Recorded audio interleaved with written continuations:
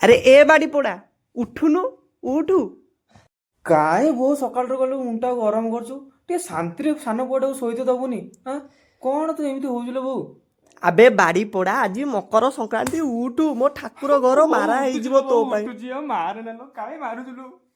ଯାଉଛି ଶୀତଲ ମା, ମୋ ବୋଉଟା ମତେ ସକାଳୁ ମାରି ମାରି ଉଠେଇଲା, କହିଲା ଶୀତଟାରେ ଯା ଗାଧେଇବୁ ବୋଲି। ଯା ଯୋଉ ପିଲା 7 ଦିନ ଥରେ ଗାଧୋଇ ସେ ପିଲା ସକାଳୁ ଗାଧେଇଛି, ମୁଁ ମରିବି ନେଲ ବଞ୍ଚିବି ଲୋ ମା। ଆବେ ଏ ବାଡ଼ି ପୋଡ଼ା ଜଲ୍ଦି ବାହାରିକି ଆସୁନୁ ଠାକୁର ଘରକୁ। ତୋ ବଡ଼ ଭାଇଟା ବାହାରିକି ଯାଇସାରିଲାଣି ଅଫିସ, ତୁ ଏଇଠି ଗୋଟେ ରୋଲ କାଟୁଛୁ। ଆଜି ସକାଳୁ ସକାଳୁ ଶୀତ ଦିନଟାରେ ଗାଧେଇ ପଡିଛି। ଆଜି ତ ମୋର କିଛି ଚିନ୍ତା ନାହିଁ ଆଉ। ମା ତ କହିଛି ପିଠା ଦବ ଖାଇତେ, ଯାଏ ନାହିଁ ଠାକୁରଙ୍କୁ ଟିକେ ମୁଣ୍ଡିଆ ମାରିଦେ ଆସେ, ତାପରେ ଯିବି ପିଠାଟା ଖାଇମି ଆଉ।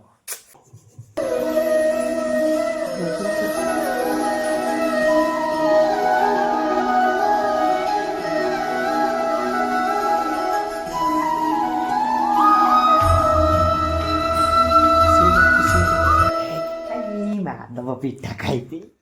ଏ ବୋଉ, ମତେ ଖାଇତେ ଦବୁନି କି? ମତେ କହିଲୁ ସକାଳୁ ଉଠିଲୁ, କହିଲୁ ଯା ଗାଧେଇକି ଆସିବୁ ଖାଇବୁ ବୋଲି। ଏତେ ସମୟ କ'ଣ ଲେଟ୍ କରୁଛୁ ତୁ? ରବେ ପୁଅ ନେଇକି ଯାଉଛି। ଓହୋ, ଆଣେ ଆଣେ। ଆଉ ମୋ ସୁନାଟା ଆଜି ଗାଧେଇ ପଡିଛି ସକାଳୁ, ରତନେ ଭଲ ପିଠା ହେଇଛି ଖାଇବୁ। ପିଠା ଆଣିବ, ମୁଁ ଖାଇମି। ନେ ପୁଅ ନେ ଖାଇବୁ। ମା, ତୁ ପିଠା ବଦଳରେ କଚୁଡ଼ି ଆଉ ବିସ୍କୁଟ, ଚା ବି ନୁହେଁ, ପୁଣି ପାଣି, ପୁଣି ତା ଭିତରେ ପୋକ ବାଜୁଛି। ଆବେ ପୁଅ ବେ, ତୁ ତ ଜାଣିଛୁ ପିଠା କଲେ ସକାଳୁ ସକାଳୁ ଅଧିକ ଟାଇମ ଯିବ। ଦେ ସେ ବିସ୍କୁଟକୁ ପାଣିରେ ବୁଡେଇକି ଖାଇଦେ। ଆଜି ମୋ ସାଙ୍ଗମାନେ ଯଦି ପଚାରିବେ ତମ ଘରେ ତୋ ମା କ'ଣ କରିଥିଲେ, ମୁଁ କହିବି ମୋ ମା ମତେ ଧୋକା ଦେଇଛି, ଧୋକା ଖାଇବାକୁ ଦେଇଛି। ଛି ଛି ଛି ଛି।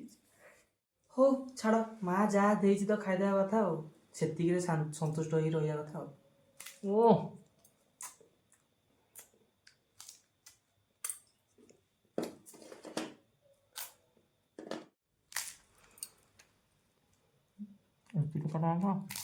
ଦେଖିଲେ ଦର୍ଶକ ବନ୍ଧୁ, ଆଜି ଗୋଟେ ମକର ସଂକ୍ରାନ୍ତିରେ ମୋ ମା କହିଲା ମତେ ପିଠା ଦବ ବୋଲି, ହେଲେ ସେଥିରେ କ'ଣ ଦେଲା?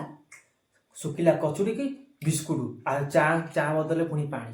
ଦେଖିଲେ ଦର୍ଶକ ବନ୍ଧୁ, ଆଜି ହେଉଛି ପବିତ୍ର ମକର ସଂକ୍ରାନ୍ତି। ଏ ମକର ସଂକ୍ରାନ୍ତି ଉପଲକ୍ଷେ ମୋ ତରଫରୁ ଆପଣମାନଙ୍କୁ ଅନେକ ଅନେକ ଶୁଭେଚ୍ଛା ଓ ଅଭିନନ୍ଦନ।